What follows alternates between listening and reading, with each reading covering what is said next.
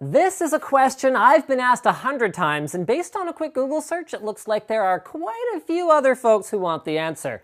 How hot can my PC run before it's not safe anymore? Okay, well, let's start with why you would care how hot it runs. Lots of reasons. High temperatures can cause all kinds of stuff in semiconductors. It increases the electrical resistance, reducing efficiency. It can speed up the degradation of electrical pathways within the component, allowing errors that cause data corruption, and it can even, if the proper safeguards weren't in place, cause the low temperature solder that is sometimes used to completely melt.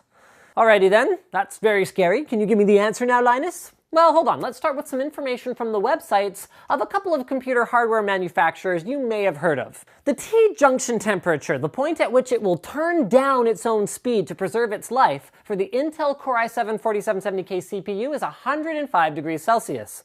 The out-of-the-box standard operating temperature of 95 degrees Celsius for AMD's R9 290X graphics card is, to quote AMD, perfectly safe. While powered on, a WD-RED hard drive can operate at anywhere from 0 to 70 degrees, which in their testing produces no unrecoverable errors, and a GTX 780 Ti ships at an 80-degree maximum, and NVIDIA theoretically allows up to 95 degrees, but we found that they actually limit it to around 86 degrees Celsius. So those are super scary high temperatures, Linus. My friend said it should be lower. Are they misinformed? If it says it's okay directly on the manufacturer's website, why is there so much confusion out there about this? Because it's not quite that simple.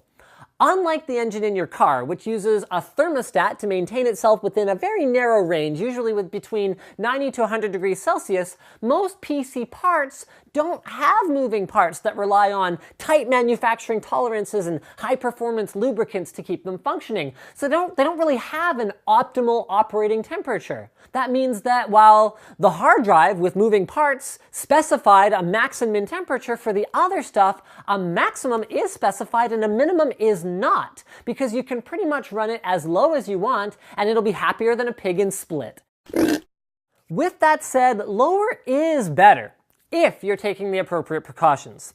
For most people, you're not going to want your temperatures to drop any lower than ambient, or the temperature of the surrounding air, because below that temperature, water droplets forming on your components due to condensation becomes a major concern. Water is worse for your hardware than high temperatures. So here's the summary. First, check out the manufacturer's product page. Then, take that information with a grain of salt. If you're one of those people who believes in taking really good care of your stuff and you want to be sure that your hardware will last and be reliable.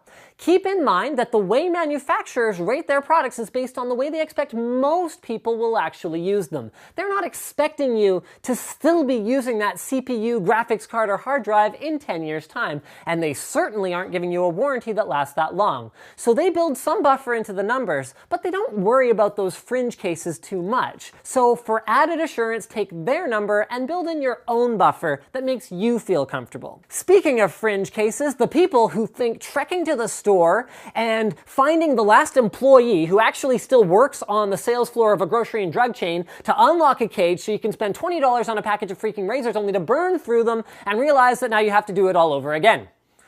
The preceding run-on sentence was brought to you by Dollar Shave Club. Join Dollar Shave Club today with the link below and enjoy the convenience and savings of the fucking great razors and blades that they deliver straight to your door once a month with the precision of a clean-cut machete-wielding man throwing a box at what is presumably a man in a bear costume but could also be a bear who ate a person and then took over control of the bear from the inside and applied for a job at a pretty cool company that ships bathroom supplies to their thousands of customers who... Okay, sorry, I got a little distracted there. Anyway, your first order contains the handle that you'll need for the rest of your subscription, and the rates are under $10 a month for even their most luxurious shaving experience, the Executive. If that sounds great, head on over there and tell them I sent you. Oh, and don't forget to check out their shave butter and One Wipe Charlies as well. The shave butter is for your face. It smells really nice. The One Wipe Charlies are for your butt, and they smell nice too, initially. Thanks for watching this episode of Fast as Possible. Like and share this video if you liked it, dislike it if you disliked it, and leave a comment if you have any feedback for me or the rest of the Fast as Possible team. And as always, guys, don't forget to subscribe.